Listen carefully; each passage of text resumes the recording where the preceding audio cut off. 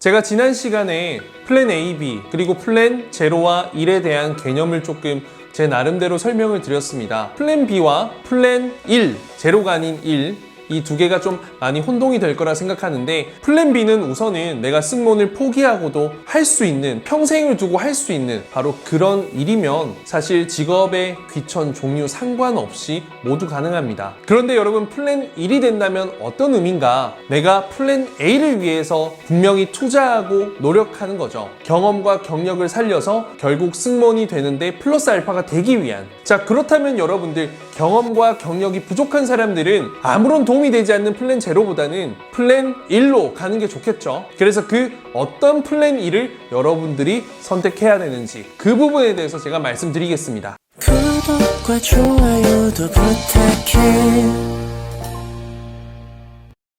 네, 여러분 안녕하세요. 반갑습니다. 예비 승무원들의 멘토 테디쌤입니다. 우선 다 제쳐두고 가장 중요한 건 어떤 거다? 바로 여러분들이 6개월 이상 버틸 수 있냐 없냐입니다. 업무의 강도나 이런 거 모두 떠나서 2, 3개월 만에 그만두면 그건 그냥 허송세월, 아무런 쓸모없는 시간이 됩니다. 물론 경험을 했으니까 배우고 성장할 수 있죠. 실패 또한 경험이고 성장의 밑거름이 되니까요. 하지만 굳이 아플 필요 없는, 겪어보지 않아도 되는 그런 나쁜 경험, 속상한 경험은 할 필요가 없다 생각합니다. 실제로 그렇게 되면 2, 3개월 동안 상처나 이런 건 엄청 받지만 결국에는 돈만 남죠. 그런데 그 돈이 어떤 돈이에요? 여러분의 20대 정말 소중한 그 황금 같은 두세 달을 그냥 트레이딩 하는 거예요. 자, 우선 아르바이트부터 한번 보겠습니다. 우선 서비스 관련된 아르바이트 너무 많죠? 경마장도 있고, 영화관, 그리고 패밀리 레스토랑, 그리고 레스토랑, 일반 레스토랑 여러 가지가 있습니다. 일단은 여러분들 경력, 경험 필요하잖아요. 4대 보험 되는 걸로 우선 선택하세요. 여러분들이 결국에는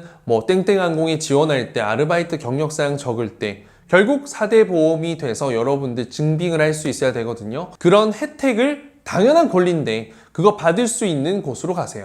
사실 굉장히 작은 소규모 사업장의 경우에는 4대 보험이 안 될 수가 있습니다. 물론 그 속에서 좋은 일, 재밌는 일, 다양한 경험을 배울 수 있지만 1, 2년이라는 시간이 오래됐을 때는 사실 증빙을 하지 못하면 실력으로만 승부를 해야 하기 때문에 조금 아쉬운 점이 있다 생각합니다, 저는. 그리고 저는 전문적으로 어떤 매뉴얼을 배울 수 있는 곳이면 좋겠다 생각합니다. 예를 들어 영화관, 교육받고 교육하죠. 패밀리 레스토랑, 고급 레스토랑, VIP 라운지, 호텔 등등 여러 가지가 있을 거라 생각합니다. VIP 라운지와 호텔 같은 경우에는 아르바이트 개념보다는 사회생활 경험에 조금 더 가깝죠. 제가 말 나온 김에 호텔에 대한 이야기를 조금 드리겠습니다. 사실 호텔 굉장히 많이 접할 수 있고, 또 지금 제 학생들 중에서도 호텔로 근무를 시작하는 친구들이 정말 많습니다. 그런데 개인적인 바람은요, 여러분들이 조금 잘 분별력 있게 선택을 하면 좋겠다라는 점입니다. 우선은 다 의미가 있겠지만 최대한 크고 다양한 국적과 문화의 손님을 모실 수 있고, 또 무엇보다 여러분들이 전문적인 교육을 받을 수 있는 그런 곳이면 좋겠습니다. 그리고 호텔이라는 게 너무 쉽게 접근하면 안 되는 게 생각보다 일이 많이 힘들어요. 그렇기 때문에 서비스 직무에 대한 그런 동기부여도 잃어버릴 수가 있고요. 굉장히 마음의 상처도 크고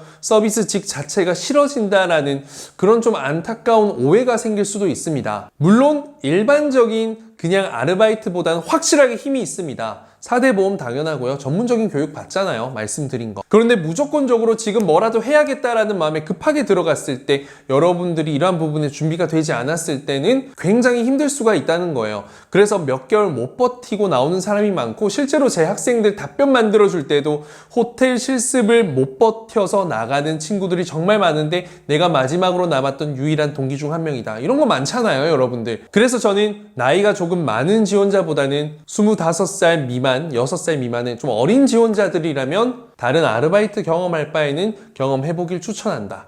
이왕이면 백오피스에서 서비스 매니지먼트로 하는 게 가장 좋은데, 이건 스펙이 굉장히 또 중요하기 때문에 현장 실무 서비스인으로서 근무를 한다면 여러분들 나이가 조금 많은 분들보다는 적은 분들이 조금 더 성숙해질 수 있는 계기가 된다면 저는 호텔 경험, 분명히 여러분 플랜 일이 될 거라 생각합니다. 1 이상이 될 수도 있고요. 그리고 또 어떤 일들이 있을까요? 물론 서비스 직군 분야에 관련된 일을 하는 거 좋습니다. 예를 들어서 대기업에서 채용하는 그런 뭐 서비스 경영 지원팀, 서비스 관리, 뭐 고객 관리 센터 여러 가지 일하는 거 너무 좋고요. 지금 실제로 여러 대기업에서도 진행이 되고 있는 채용들이 좀 있습니다. 그리고 서비스와 가장 관련된 업무 어떤 게 있을까요? 바로 영업입니다. 외국어 잘하면 해외 영업, 한국어 설득력 있고 여러분 미소 좋으면 국내 영업으로 가는 거죠. 영업 종류는 다양하게 있겠지만 사실 뭐 유통 관련 이런 직무는 굉장히 급여도 괜찮고 업무의 강도는 좀 세더라도 여러분들이 이야기할 수 있는 부분이 되게 많습니다. 이번에 에어프레미아 최종 간 친구들 중에서도 영업 관리 직무를 좀 경험한 친구가 2명이나 있습니다. 그 이외에도 뭐 은행 텔러, 그리고 대기업 비서직, 공항 지상직 등 정말 다양한 분야의 이런 서비스 직무를 경험할 수 있는 그런 플랜 1이 있을 거라 생각합니다. 그리고 저는 아예 사회생활을 경험해보는 것도 좋다 생각합니다. 대기업 인턴, 공기업 체험형 청년 인턴 이런 것들 있죠. 여러분들 결국에는 좀 분야와 다르더라도 이런 팀워크, 이런 하나의 결과물을 만드는 과정 이런 것들은 굉장히 여러분들이 사회인으로서의 그 지능과 실력을 올릴 수 있는 성숙해질 수 있는 계기가 됩니다. 그래서 이러한 부분은 사실 어떤 필기시험을 안 치고 보는 경우가 많죠. 제 학생 같은 경우에도 이번에 조금 타 지역에서 이런 청년 인턴으로 들어간 친구가 있는데 굉장히 뿌듯하더라고요. 경쟁률이 굉장히 높았는데도 그냥 한 방에 가는 그 모습이 역시 면접은 힘이 강하다. 그래서 이 경험까지 쌓아오면 정말 플랜 A 향해서 갈 수 있겠다라는 생각이 들었죠. 플랜 B도 마찬가지고. 그리고 인턴 같은 경우에는 사실 6개월이 되지 않는 경우가 많지만 그래도 결국에는 이런 사회 경력과 인턴 경력은 따로 구분되기 때문에 충분히 문제가 되지 않고 여러분들 서류의 가점이 되는 포인트가 될 거라 생각합니다. 플랜 A던 플랜 B로 가던. 요즘 뭐 사람인을 들어가 봐도 뭐 그럴싸한 채용이 없어서 싱숭생숭 마음이 불안하고 불편하고 힘들 겁니다. 하지만 여러분 아직까지 채용 기간이 아니기 때문에 그렇다 생각하시면 마음 편할 겁니다. 저는 이런 시기일수록 플랜 A, B, 그리고 플랜 0, 1 이런 걸 생각하기 이전에 제가 앞서 영상에서 말씀드렸듯 그 스펙을 쌓는 걸 기본으로 해서 여러분들이 그 플랜 2를 스스로 만들어가서 곱하고 더해서 더 확고한 플랜 A 혹은 플랜 B 그리고 더 플러스 알파 돼서 강화된 플랜 A, 플랜 B가 되었으면 좋겠습니다. 그럼 여러분 지금 이제 우리의 눈과 귀를 열고 또 우리를 필요로 하는 우리에게 도움이 될 것 같은 그 일을 찾으러 떠나봅시다. 아직 준비가 되어 있지 않다면 프리퍼레이션 먼저 하시고요. 플랜은 프리퍼레이션이 전제된다. 여기까지.